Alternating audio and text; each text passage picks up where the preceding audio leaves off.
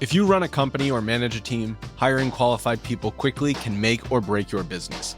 Imagine a position of need going unfilled for weeks or even months because you just can't seem to find the right candidate. When it comes to hiring, Indeed is all you need. Stop struggling to get your job post seen on other job sites. Indeed sponsored jobs help you stand out and hire fast. With sponsored jobs, your post jumps to the top of the page for your relevant candidates so you can reach the people you want faster. This makes a huge difference. According to Indeed data, sponsored jobs posted directly on Indeed have 45% more applications than non-sponsored jobs. Plus, there's no monthly subscriptions, no long-term contracts. You only pay for results on your job post. Just in the last minute that I've been talking to you, 23 hires were made on Indeed, according to Indeed data worldwide. Now that is fast. There's no need to wait any longer. Speed up your hiring right now with Indeed. Listeners will get a $75 sponsored job credit to get your jobs more visibility at Indeed.com/BWN. Go to Indeed.com/BWN right now to support this podcast. Indeed.com/BWN. Terms and conditions apply. Are you looking for a new job or want a career change? Look no further than Monster.com. Need a little help standing out? Our expert resume writing services will make sure you shine. Want to brush up on your interview skills? Engage with our AI interview prep tool. Want some advice on negotiating your new salary? Visit our salary tools and extensive library of career advice articles, and you'll have all the tips and tricks you'll need to succeed. Visit Monster.com today and take the first step towards your career. Monster.com. Find your right job fit.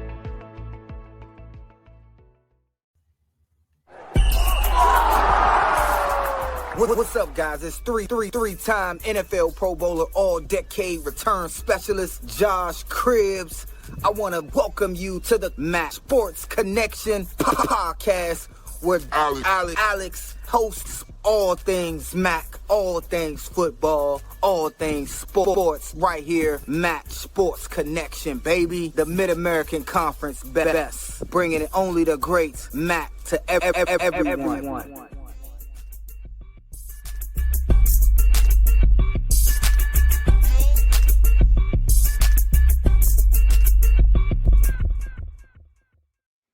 Welcome back, everyone, to the Max Sports Connection podcast, part of the Varsity Podcast Network, presented by Lairfield.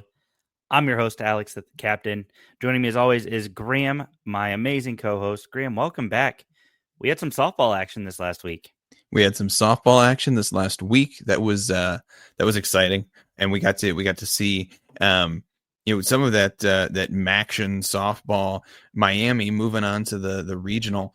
And really doing the MAC proud there. We are, post graduation. We are almost post spring sports. Alex, we're kind of winding down the our season here, our MAC sports season. It's been really, really interesting. It's kind of incredible how quickly these seasons come and go. Obviously, it felt like literally just yesterday we were talking about basketball. And then Buffalo won the WNIT, and it felt like just yesterday we were previewing the spring sports. And now we have just one MAC championship left to go, and that'll be the MAC baseball tournament, which we'll be hitting on here shortly. But you mentioned softball, Miami doing us proud. An ugly loss in game one. I think you and I were overly optimistic on the Red Hawks' chances against the Volunteers. And I don't know that we were really believing what we were saying on our last episode here. That's the sometimes as MAC sports fans we like to let our heart lead instead of our head, and sometimes we let that go on the podcast just because it's nice to feel a little hype. But as we said the last time, Tennessee, one of the top teams in the country. Mm-hmm. They're ranked number 7 in the nation heading into this regional, and really they are just an excellent softball team. So really no surprise that Tennessee, and spoiler alert, Tennessee walked away with the regional pretty handily. It was never really in doubt that this was Tennessee's regional. The Miami lost that one again by double digits. That was a quick game for the Redhawks. But game two, what was the de facto elimination game for Miami and for UNC? The Redhawks walked away with a victory over the Tar Heels, 4-3. A great showing by Miami in that game. They came out, they played Miami softball. UNC, obviously out of the ACC, a trip to the Super Regional on the line, back to the Regional Championship on the line, ended up falling to Miami. So Miami picked up another fly the flag victory.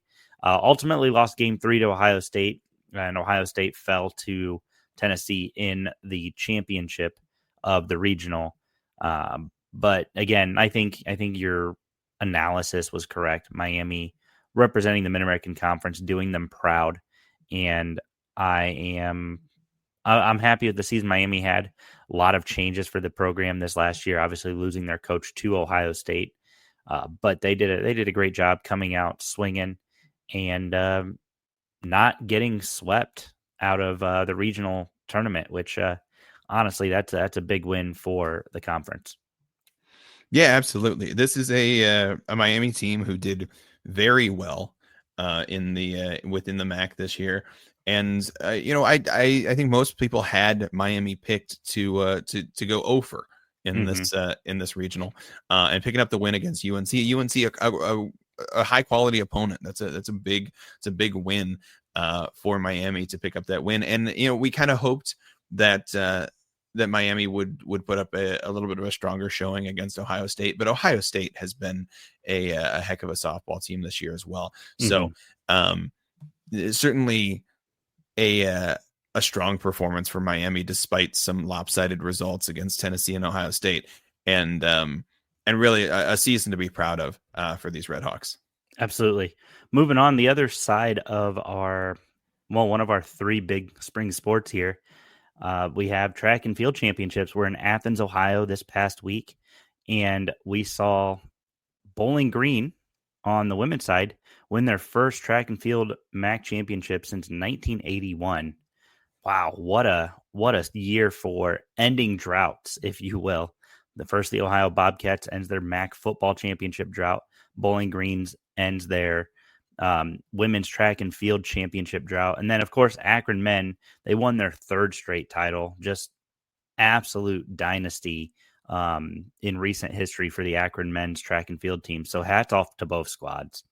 Yeah, the Akron men track and field, they've been very good for the, especially recently, but really, really going back a few years now. It's the Akron track and field has been the class of the MAC, and really no surprise here that Akron walks away with the championship. But happy to see that. Happy to see the Zips get a big win there. And then happy to see the BG on the women's side, break that streak and really come in and win a championship that I don't know that folks really expected to happen from BG track and field, but exciting for that BG women's team as well. Yeah, BG obviously with 130 points in the final standings, edged out Eastern Michigan who's had at 115, Kent State who's had at 113.5, and Akron at 85 to round out the top 4. And then on the men's side, Akron with 187 points, Kent State in second with 167.25, Eastern Michigan with 156, and then Buffalo rounds out the top 4 with 73.5. Again, hats off to both programs. A huge feather in their caps, and just I'm pumped for Bowling Green to end that drought. And you got to be happy for that, and I know those kids are happy about that's for sure. Yeah, absolutely. That's the exciting there. We don't cover a lot of track and field on this show, but certainly we like to keep our finger on the pulse of MAC sports in general, and these championships are exciting for both the men's and women's side. Absolutely. Just real quick, make sure you guys have downloaded the Varsity Network app. It is by Learfield, available for free in the Apple App Store, Google Play Store. Really, wherever you get your mobile apps, it's there. You can download and listen to all the live calls from your favorite, not just D1 schools, but most schools that are tied to the Learfield network. You can listen to all their calls live, whether it be baseball, soccer, basketball, football, whatever it may be. Download the app and listen today. You can log in, save your favorite schools, and your favorite podcasts, such as yours truly, the Max Sports Connection, the Sickos Committee podcast, the Group of Five Guys podcast, and more. So make sure you guys download that app again for free today from the Apple App Store, Google Play Store, and listen to the calls and shows that bring your conferences and teams to life. Graham? And plenty of things to listen to on that app there coming up this week. We're going to be excited to listen to some midweek, middle of the day MAC baseball action coming out of Avon for our MAC baseball championship. This is an event, Alex, that I don't know if you know, but it fires me up every year. This is I'll say it, and I won't apologize for my bias. This is my favorite MAC event of the year. I love the MAC baseball championship. This is probably for you. This is your football to me, right? Like this is the one that you get so pumped about. I think even going back to when we were students at Toledo, you would kind of talk, oh yeah, MAC baseball's on, and there was excitement for you. This is your MAC football championship, and Graham, we've got a good field. Let's kind of run down this team of this field of teams that are going to be in this tournament, and anything that kind of shocks you looking at this top six. Yeah, we're going to dive into the actual tournament in just a second here, but let's talk about the way the regular season ended for MAC baseball. A little bit of disappointment at the bottom of our standings here. Akron did a little bit of climbing since we talked last about these standings. They end up finishing the season 9-21. We have three teams tied at 9-21 in conference, all tied for the bottom of the conference. So that's the Akron Zips, the Ohio Bobcats, and the Northern Illinois Huskies, all tied at 9-21 in the conference. Not great seasons for any of those teams, but a few more wins for the Akron Zips since we talked last. They were kind of on the rise until their season ended abruptly. And compared to Northern Illinois and Ohio, who kind of finished on a skid. Central Michigan, Western Michigan are our next two. This the rounds out our teams left out of Avon this year. Central Michigan, Western Michigan, two teams we expected to do something. I think we talked about preseason that we expected one of our directional lateral Michigans there, Eastern, Central, Western. We expected one of those teams to make the tournament, but we even talked about maybe two of those teams would make it. And what's interesting is when we said that, we absolutely, well, at least I won't speak for you here. I absolutely meant Central and Western and did not mean Eastern Michigan. That was not one of the teams I was talking about. But it turns out we were wrong. That is this Eastern Michigan squad, especially towards the end of the season, turned it on and captured that spot in the MAC championship, captured that spot in Avon. So they Eastern gets our sixth spot, blocking out in-state rivals Central Michigan and Western Michigan. Central Michigan finishing in the conference 11-19, 20-35 overall. Western Michigan one game better in the conference at 12-18, but 19-32 overall. A disappointing season for both the Chippewas and the Broncos. Two teams who I know had title hopes, especially when we consider this Western Michigan team is a year removed from a MAC championship. It's tough to talk about the where what's happened for these teams. Well, and I think it's interesting, right? I think so it was a 3-way tie for the last spot going into the final weekend between all three directionals, and I think Central Michigan held the edge on everybody. They just needed to not get swept. And they did quite the opposite. In fact, they played Toledo in the final regular season series. And Toledo not only swept them, Toledo just dominated them. Game 1, 21-3, game 2, 11-5, and game 3, 16-4. Toledo scored a lot of runs and right now hold the longest win streak heading into the MAC tournament, sitting at a 5-game win streak. I don't want to say they're the hottest team, but they're the one that are clicking the most going into the tournament right now. Well, we'd been talking about for a few weeks now. We thought Toledo was going to be the last team in this tournament. They were going to sneak their way into that sixth place spot and make it as the sixth seed in the tournament. And by virtue of really getting hot at the end of the year, getting hot at the right time, which is what we look for when it comes to postseason play in the MAC. The Rockets got hot at the right time. You're right.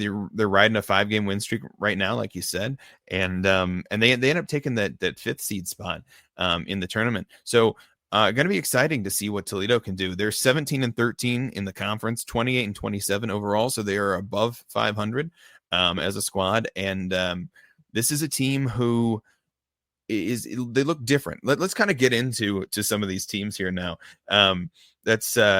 We'll start with Toledo because that's where we're at. It's weird to start with the 5 seed, but that's where we're starting. This is Toledo squad we've gotten used to over the past few years, being the squad who hits bombs. They hit dingers. Generally, they have a good pitcher. And I mean one, and their bullpen is okay. Their defense tends to be pretty solid. But really it's they live and die by the home run at Toledo. And this year, not so much. Toledo is statistically the worst offensive team in the MAC this year. They're not the worst team in terms of home runs, but they are in the bottom half in terms of home runs, and they are the worst team in terms of batting average, batting 260 as a team, which is different than what we've seen from Toledo these past few years. But what's interesting, Toledo, the best team in the MAC in pitching, it's at least in terms of ERA, 5.13 ERA as a team.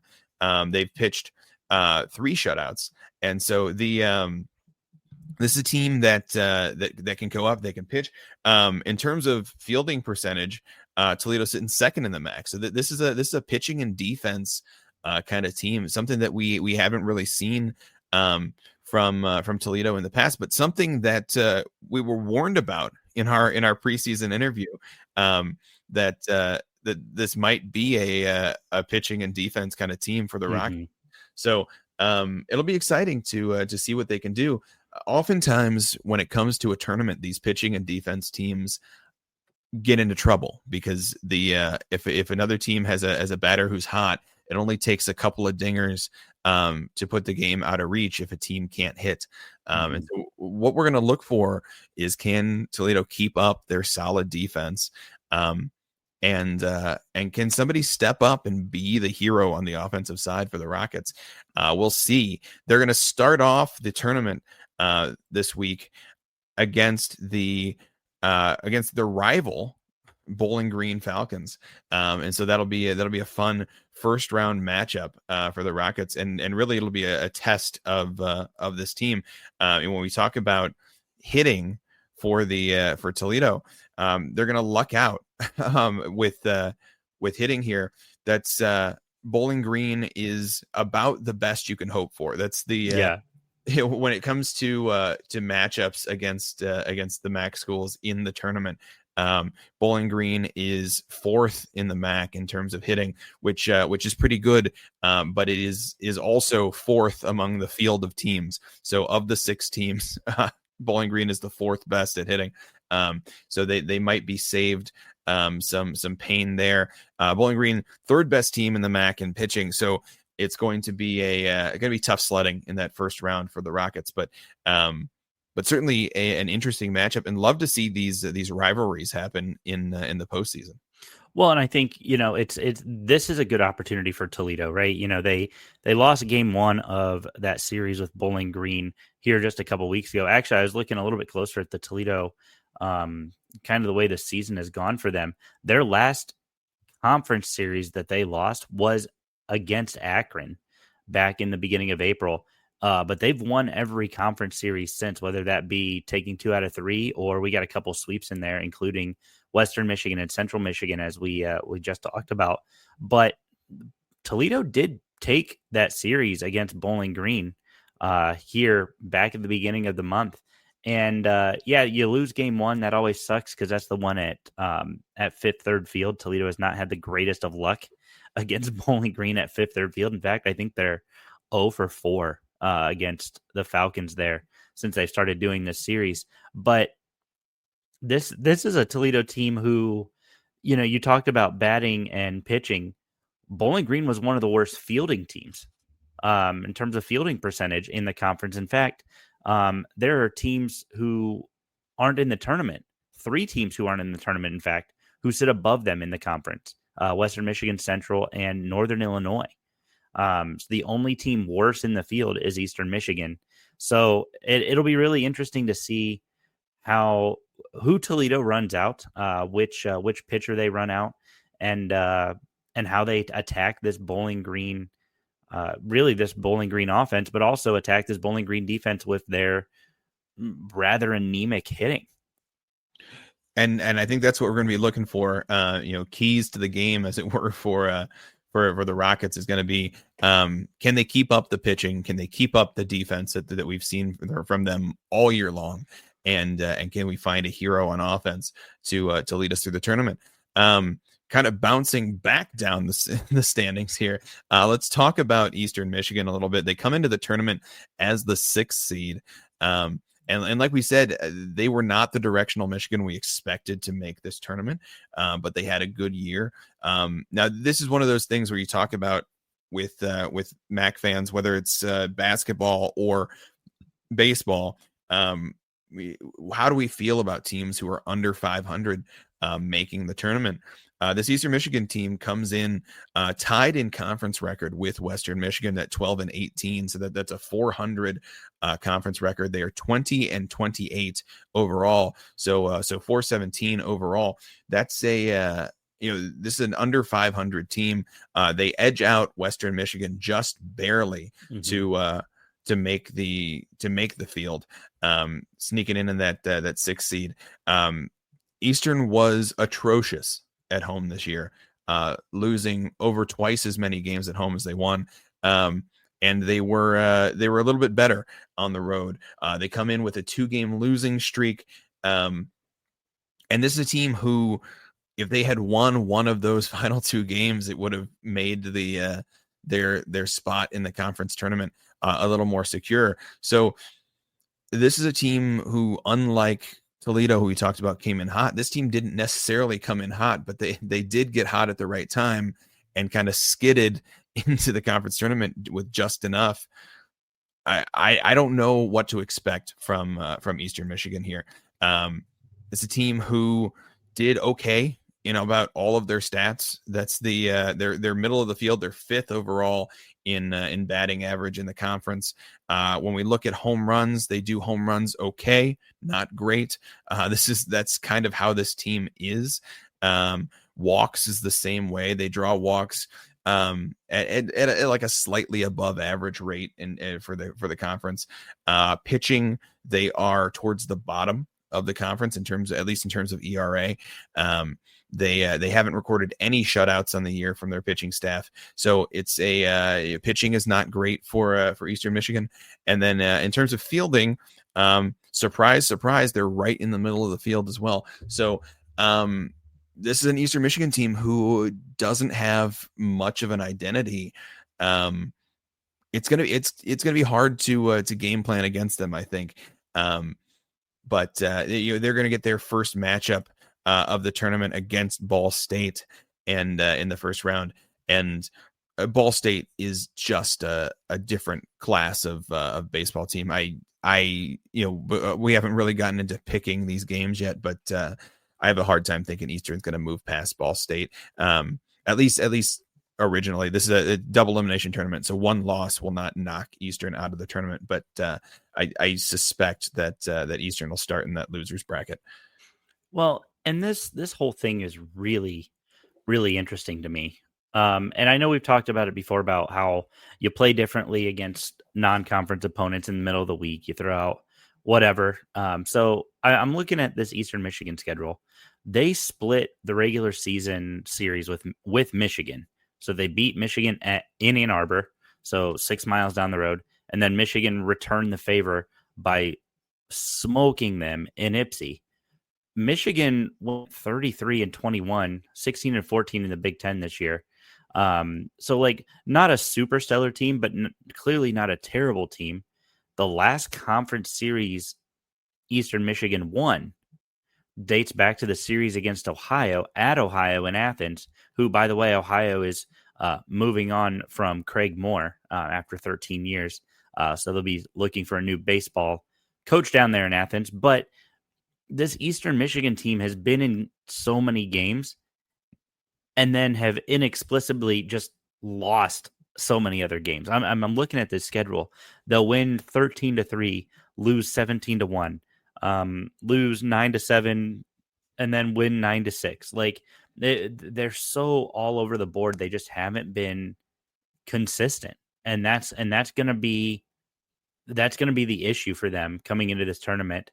How consistent can they be against one of the best teams in the Mid-American Conference in Ball State? And I don't know that we have an answer for that. You know, if you assume things go chalk, they would play Toledo next, and they lost the series with Toledo at home. So it's going to be really, really interesting what Eastern does. You know, they've got some guys who can hit, but I'm not overly confident that this isn't a 2 games and done for Eastern Michigan. Yeah, I think when we talk about these teams in the tournament, there are clear tiers to these teams, and Eastern is in a tier of their own, and it's not an especially strong tier compared to this tournament. That being said, we talk about this all the time, especially with basketball, but the same holds true with baseball. Anything can happen in the tournament. Mm-hmm. Truly anything can happen. And if your team shows up ready to play, it only takes a couple of great games and suddenly you're in the championship. And so who knows? I mean, I wouldn't count these Eagles out just quite yet, but I do think it's an uphill battle. Starting the tournament against Ball State is tough. That's a tough draw in that first round. And then knowing that, because you're starting out as the 6th seed, you don't get that first round bye. It means you're already going to have to play an extra game, and to have that extra game be against Ball State, that's tough. And to start out in the consolation bracket, have to go all the way through that bracket to make your way back to the championship game. It's going to be uphill sledding for Eastern Michigan. I'm with you, Alex. I expect an early bow out for Eastern, but it certainly would be exciting to see what this team can do. We didn't expect them to make this tournament, and now that they have, this could be it could be really exciting if this team goes on a run, sets themselves up for who knows, maybe possibly win the thing and end up in a regional. You guys heard it here first. Graham thinks Eastern Michigan will be crowned your 2025 baseball champs. Yeah, I'm pretty sure that's not what I said. With the 4th seed heading into the tournament is Bowling Green. As we said earlier, they're going up against Toledo. This is an interesting rivalry matchup. I think these teams match up particularly well against each other. That's Toledo and Bowling Green went back and forth during the season. Hard to find an edge either way. Bowling Green had a slightly better season than Toledo did. So there is certainly the favorite in this game has to be Bowling Green, but I think this is going to be a close game. I think this is going to be the more exciting game to watch in our first round on Wednesday. This is we've got the rivalry factor. We've got the fact that last year both Bowling Green and Toledo had fans showing up for this tournament. I expect to see the same turnout of fans this year. So Bowling Green didn't have quite as special a year this year as they did last year. So maybe their fan section is a little bit more subdued, but I do expect fans to turn out for both of these teams. So I think this game on Wednesday is going to be the one that has the crowd going, has the stadium rocking a little bit, and we really see what's going on. Bowling Green, as we said earlier, they are in the 4th place in the conference in hitting, and not by much. They're right there with the best of the teams in the conference in terms of hitting. They surprising last year, Bowling Green was a team that hit the home run ball like crazy. This year, not so much. Not a lot of home runs from this Bowling Green team. So it'll be interesting to see that identity play out. The other three teams who are above Bowling Green in the standings right now are the teams who do hit the home run ball in the conference. And so it'll be interesting to see the way the kind of hitting identity matches up against some of these higher tiered teams in the conference. Bowling Green is a team who is poised to make something happen at the tournament. They did well last year, and certainly not as well as they'd hoped. It kind of seemed like they just ran out of juice towards the end. But it's a team who knows how to play in big situations, and really it should be exciting to watch them in the tournament. That's that particular matchup, Bowling Green and Toledo. That first round matchup is on Wednesday. It's at 6:00. We didn't mention earlier, but Eastern matches up against Ball State also on Wednesday. That game starts at 12:30. So that's a lunch break watch while you're at work. You can pull that up on the ESPN Plus, and then pull up the Toledo versus Bowling Green game a little bit later in the day. Speaking of those first round games, Alex, let's talk about Ball State. Ball State. This is our 3 seed team. All year long, this has been a 3-way battle for the top of the conference between Kent State, Ball State, and Miami.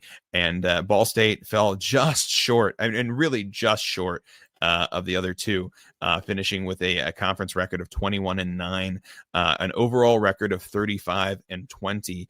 That overall 35-20 is the second best overall record in the conference. 21-9 in the conference is the third best conference record, which is how Ball State ends up with this 3 seed. But Ball State's been exciting all year long.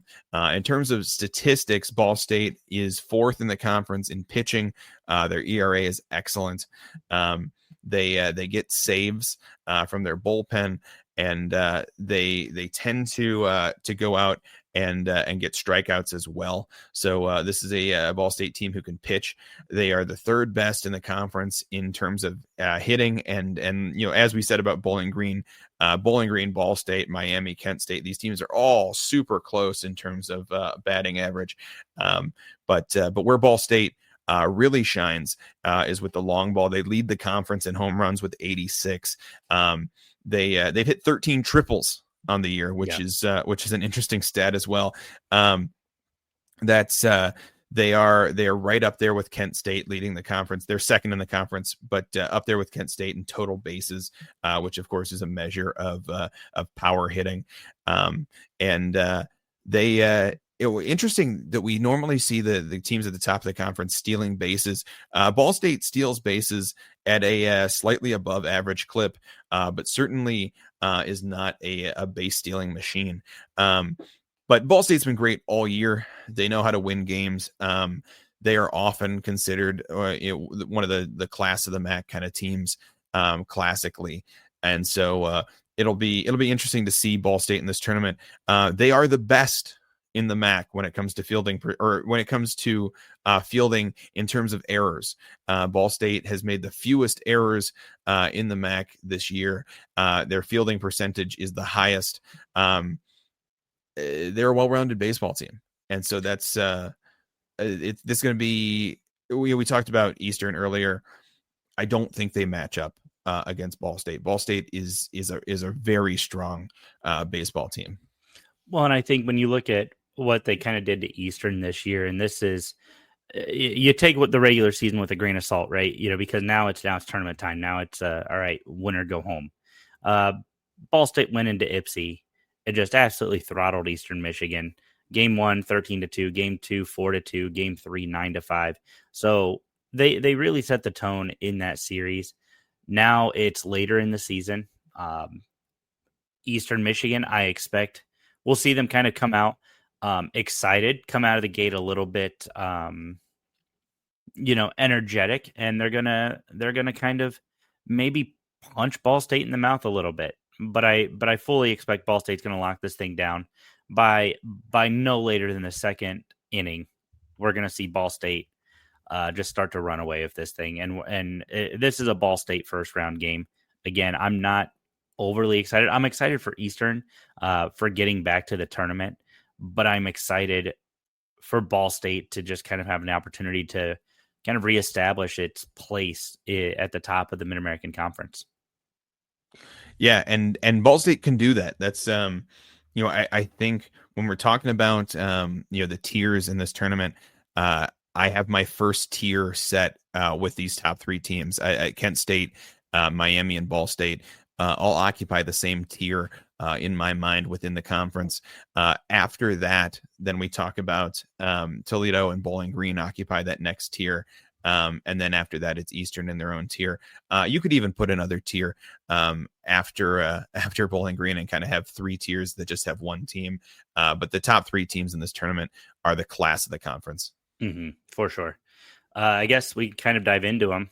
We've got the two teams who are co-champions of the Mid-American Conference, Kent State and Miami, both sitting at 23-7 overall. Kent State with a better overall record at 37-16, Miami at 32-21. And when you talk about class of the conference, these teams were excellent at home, particularly Kent State lost 3 home games all year. A little bit rough on the road, 12-11, which could be a factor coming into this tournament. 2-2 at a neutral site. They are on a 2-game win streak. Miami, they're on a 1-game win streak. They were 16-6 at home, 16-14 on the road. So again, something that could potentially be a factor. But in terms of batting, and I'll start with Miami first. In terms of batting, Miami was second in the Mid-American Conference, batting near 300 on the season. You were talking about home runs and stuff. Just 73 home runs on the year. They had 410 runs batted in, which was good for second in the conference. And we'll get to the first here in a second. But a lot of great batting out of this Miami team. And then they're pitching top 5 in the conference, a 6.58 ERA, over 53 games, of course. They did have 2 shutouts, which was you got to count that. I think that's an important stat to have as well. We mentioned Toledo with their 3 shutouts. Toledo, it's interesting. Toledo, Akron, and Western Michigan all have 3 shutouts this year. Only one of those teams is in the tournament. Wild. But then fielding percentage, Miami sits at 4th in the conference. Have done an excellent job in the outfield, limiting opponents to scoring and scoring opportunities. And frankly, that's why they're sitting at tied for first in the Mid-American Conference as a co-champion. Yeah, I mean, this is a remarkable how close these teams are. We can do a quick rundown about Kent State as well, because I think what's interesting to talk about here is the way these teams compare to each other. So I think we're going to have to talk about them both in the same breath. And that is Kent State sits atop the conference in batting average with 316. They have the most home runs. No, they do not have the most home runs. They're up there with the most home runs in the conference with 72. Miami edges them out with 1 additional home run at 73. Kent State slightly better at pitching, second in the conference at pitching with a 5.69 ERA compared to Miami's 6.58 team ERA. So slightly better at pitching for Kent State, slightly better fielding for Miami. We talked about them sitting at 4th in the conference. Kent State down at 6th. But these two teams, if we look at just the power stats, the big ones, the fielding percentage, the ERA, the batting average, even total bases, these teams are very close.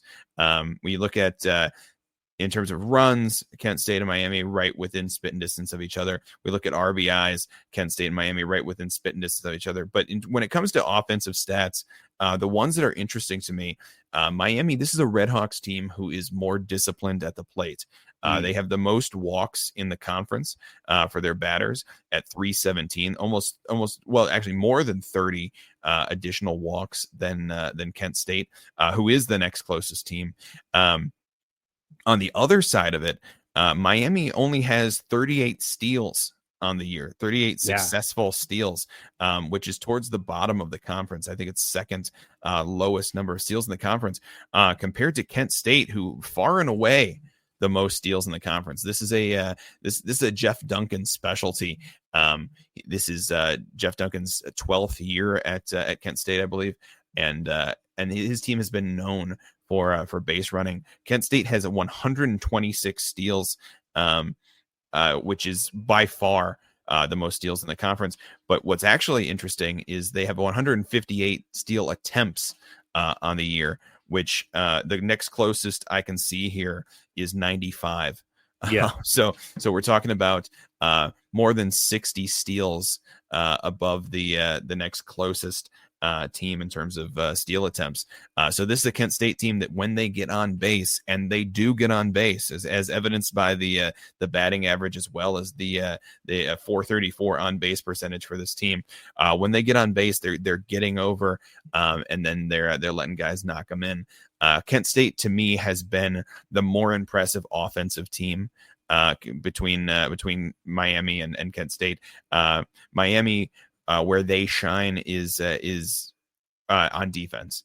Kent State has been a little bit better at pitching. Miami has been a little bit better at defense. This will be a super interesting matchup between these two teams.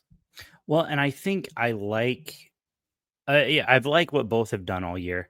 You talk about the stolen bases. I did not know that number was one. The attempts were that high, but that number of successful stolen bases was that high for Kent State. That is an absurd number to be looking at when you look at these statistics. But you're right. This is going to be a very, assuming things go chalk, or assuming that the 1v2 happens for the championship game, this is going to be a very interesting matchup between the two. I was kind of looking at some of the numbers here earlier, and on the regular season, these teams were consistently beating the other teams, but we had a really great series between the two. At Miami, they game one went to Miami 4-5 or 5-4. Game two went to Kent State 13-4, and then game three went back to Miami 9-7. So we had a good series, one kind of blowout there in game two, but a 1-run game between these two programs, just displaying high quality baseball. And I think that's what we should expect from both of them, assuming they get to the point where they're playing each other in the later rounds, in the championship rounds. We're going to get some high quality baseball, similar to what we did last year with Western and Ball State. Yeah, absolutely. This is, what we talked about. We talked about Western and Ball State last year, but our teams we were talking about coming into that tournament last year were Western and Bowling Green, and how these teams were going to match up.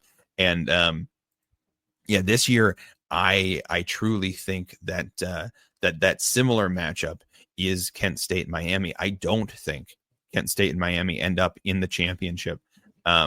But I do think that matchup between them is going to be the most interesting matchup of this tournament, despite it not being the one that decides who the champion is. I really suspect that one of these teams is going to come out and be ready.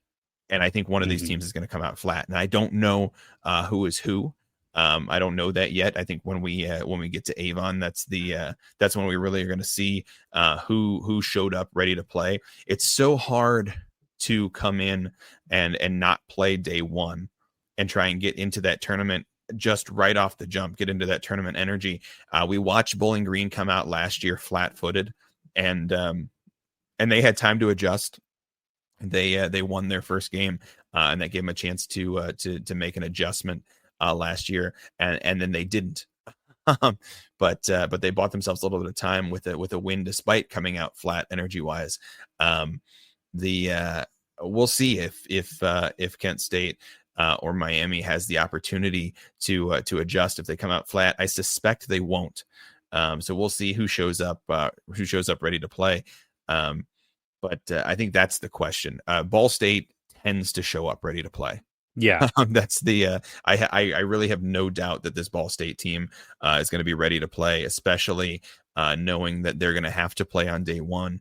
But it's possible Ball State gets bumped into the consolation bracket by either Miami or Kent State, but I expect them to fight through that consolation bracket if that's the case. And I really feel most confident penciling Ball State into the championship game, even more so than our two co-champs. Hey, I love it, and I respect that. I respect that pick. I want to point about with Kent State. Weren't we talking early when we got this season kind of going about how they just looked a little bit disjointed and a little bit out of sorts to kind of get the year going? And then now they just turn it on and go 23-7 in conference play. Last year, they were the 4 seed in the MAC tournament, just for those who may remember that. And they got bounced by Toledo, I believe, on day 2. And just hats off to Kent State and the turnaround that they've had just this last year. Miami was the 5 seed a year ago, and now they find themselves as a conference champion. Now, Kent State, historically, pretty good at baseball, right? I mean, we all know Kent State's history. They won the regular season in 23. They went 42-16 that year, 24-6 in conference play. But they are consistently a staple in the MAC tournament. No surprise to see them at the top, but there was a lot of talk, and we've talked about it again. I saw it all over the internet about Kent State really struggling to find their rhythm here in the first half of the season, but they didn't play easy teams either. They played some tough squads, but they found a way. They started stringing together some victories, and then they figured it out. Started getting on a roll, and here we are. However many weeks later, they went on that 11-game win streak, 12-game win streak in the middle of the year, and just kept things rolling. Didn't repeat that streak, of course. Came close. They had a 6-game win streak later on in the season, but hats off to them. I like your pick of Ball State. So I guess we can just kind of say who we think is going to win this championship and who's going to be in the championship. Well, let's go through. Well, let's just pick our games like we're picking the bracket. Pick the bracket. That's okay. We talk about we got our first round matchup. Our first matchup of the tournament is that early matchup Ball State against Eastern Michigan. And I think we both have the same pick in that one. But I'll go ahead and say that first. I think Ball State wins that first matchup of the tournament. Yeah, that's a Ball State victory right there. Eastern Michigan moves down to the consolation bracket. So then we've got this one, which is one that I don't know that we're going to be able to pick without bias, but this is the Toledo Bowling Green matchup to wrap up day one. I really do think this is the one of the closer matchups that can take place in the tournament, and by how close these teams are. I wouldn't be surprised if either team won. I would be surprised if this game wasn't close. I really do think the Rockets are really shaping up at this point. They are becoming a better team week in and week out, and game in and game out. So this is going to be a Toledo pick for me.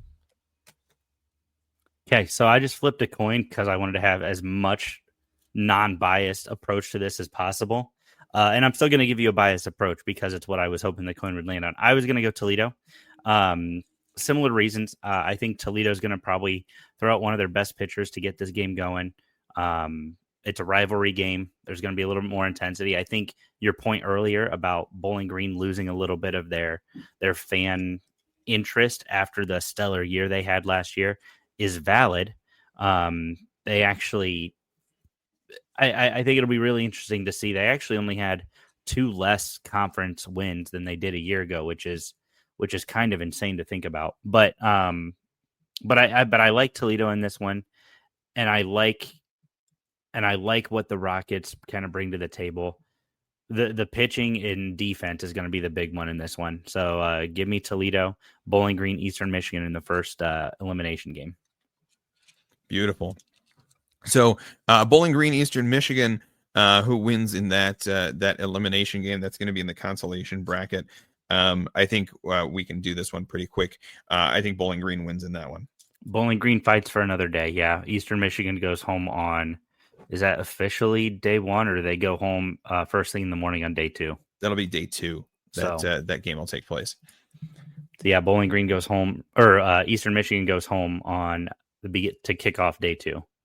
The now moving on the top side of the bracket, that brings us up against now the way these teams are seeded, despite Kent State and Miami finishing almost in a dead heat for co-conference champions. We do have to seed them. So Miami ended up with the number 1 seed, Kent State with the 2 seed. The way this bracket is set up, it looks like the winner of Ball State, Eastern Michigan would move on, but that's not how the bracket works. The lowest seeded team to move on from day one will face off against Miami, with the other team facing off against Kent State. So in our imaginary world here, where Ball State has won and Toledo has won, Toledo would go up against Miami next. What do we think about Toledo, Miami? Oh man, this is tough. I think Miami's got a little bit too much talent. We saw these teams square off in the regular season. Miami was just too much for Toledo. I think that's going to be the case again here in Avon. But we've seen stranger things happen. I do think that, however, Miami's got enough to get past Toledo in that game 4 there in Avon. So giving the nod to the Redhawks. There you go. I do think this is a different tier. I love Toledo. I think we'll know by the way they play Bowling Green whether they're going to step up and elevate into that next tier to really compete with the likes of the Miamis and the Kent State and the Ball State. But for now, I suspect that Miami just has that upper hand. So I'm going to go with you. I think Miami wins this one. In our first powerhouse matchup of the tournament, we're going to have Kent State versus Ball State. This is going to be very interesting. Kent State is, as we talked about, they're a very strong team, offensively, defensively, pitching. They can do it all. Ball State is a similar team, similarly very well rounded. To me, the edge comes from the fact that Kent State does the extra things. It's the stolen bases. It's the walks for me. I think that's what I think gives Kent State the edge. So I'm going to take Kent State in this one. I am going to go opposite of you. I think because Kent State does those things, they're going to be playing tight. I kind of expect that Ball State, knowing that they've kind of got that 3 seed, they're going to be playing a little bit looser.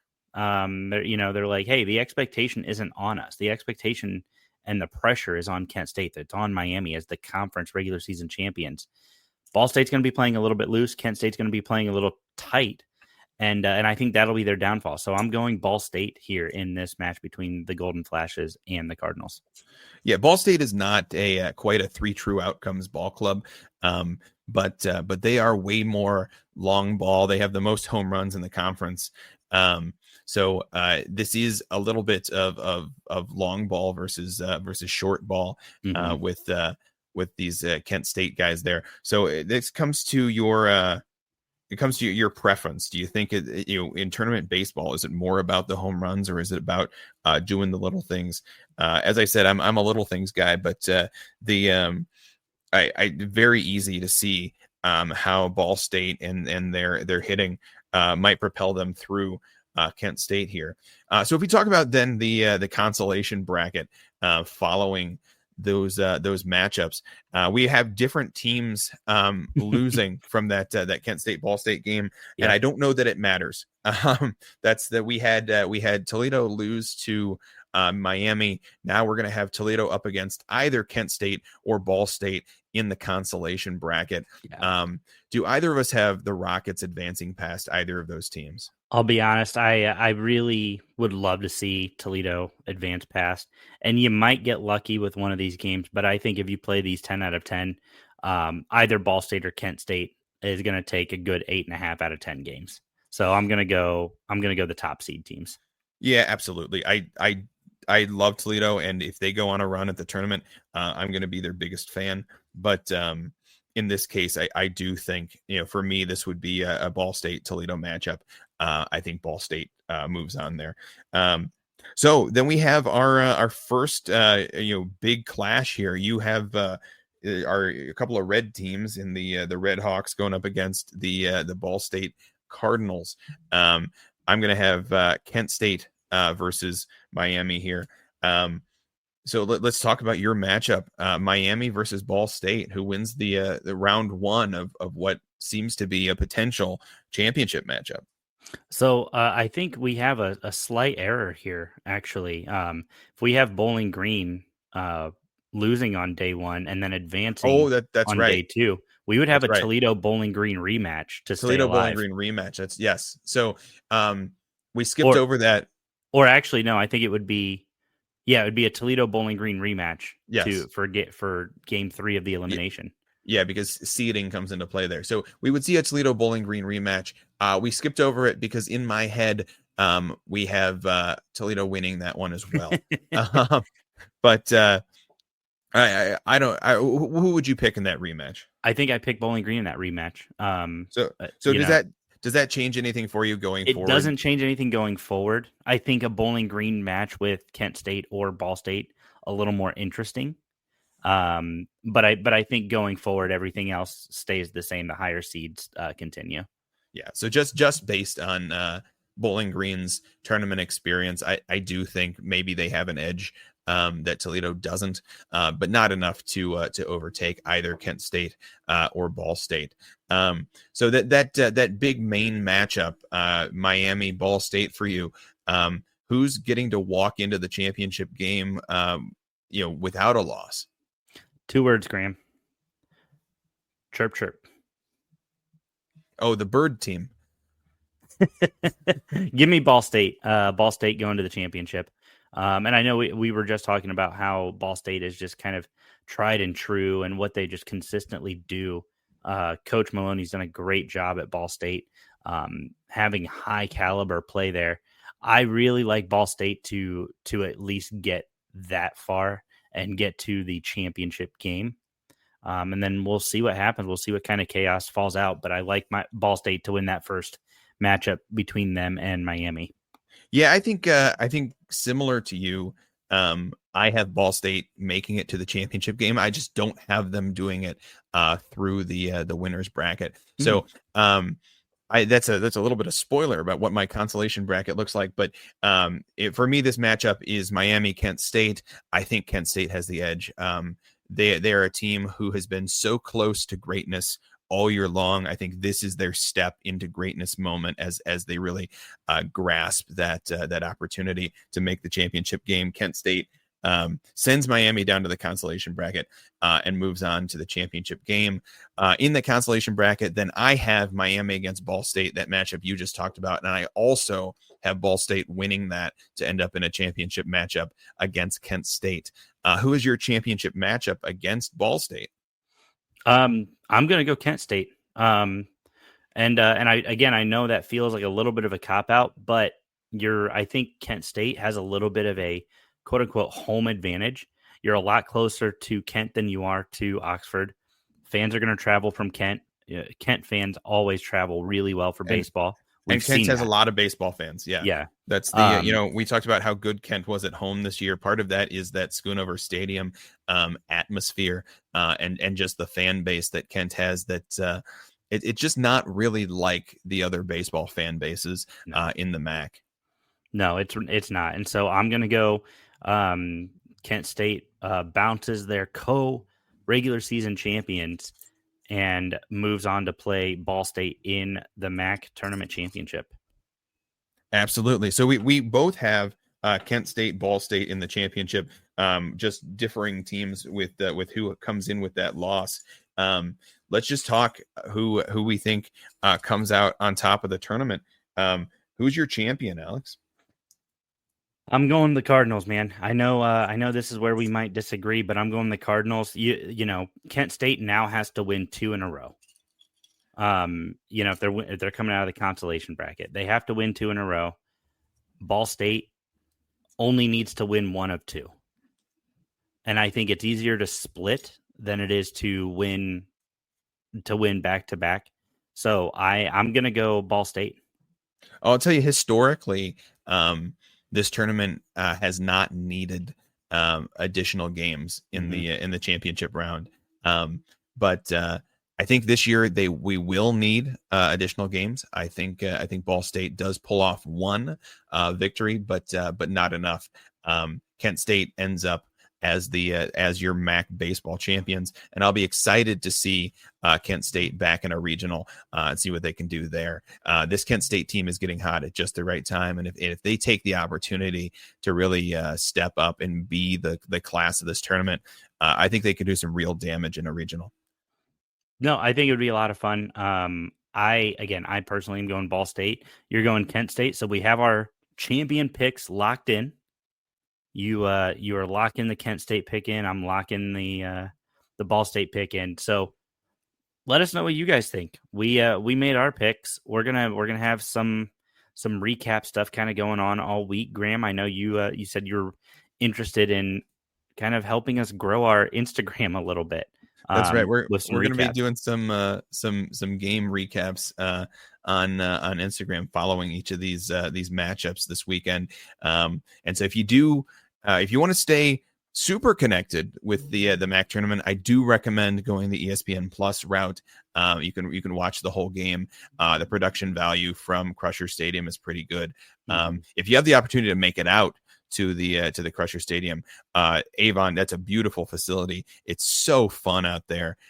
You can have a blast watching the ball game. But I know Wednesday at noon is not an ideal time to make your way out to the ballpark. So if you're stuck behind your desk at work, check out ESPN Plus. And if you don't have time to watch the ESPN Plus, check us out on Instagram. We'll be giving you short recap videos throughout the week and into the weekend. Yeah, and guys, you can follow us on Instagram at the MSC Podcast. Obviously, you can follow us on Blue Sky, trying to grow that platform as well at the MSC Podcast. We'll be it's a weird address, but it's if you're on Blue Sky, you'll be able to look for the Mac Sports Connection Podcast. I believe our official handle is the MSC Podcast.bsky.social. So make sure you guys are checking us out over there. Would love to have you following along. And then, like I said, our TikTok, I'm going to be trying to upload those videos as well to TikTok. So you guys can check us out at the MSC Podcast. We're going to have all the action for you as best we can all week. We'll not be in Avon this week. And you can blame this guy for having friends who decided they want to get married during conference baseball tournament. I tried to tell them not to do it, but they wouldn't listen. Something about booking a venue or whatever. And but check us out, guys. We'll have information on all those platforms and be happy to get you the need to know when you need to know. So, Graham, anything else before we wrap this bad boy up? I mean, that's it. But this is the truly the most exciting week of MAC sports of the year for me. So try to get in and just enjoy the whole MAC tournament. The vibes are pristine, and the baseball is going to be excellent. Tune in, reach out to us on the socials. Let us know who you're rooting for in the tournament, and let's celebrate some MAC baseball. Absolutely. Well, thank you guys so much for tuning in. We appreciate the love and support, and we'll be bringing you all the MAC baseball action all throughout the week. And then we'll be joining you again sometime in the near future to talk some more MAC sports and to break down the 2025 college football season. Thanks for tuning in, guys. We'll talk to you soon.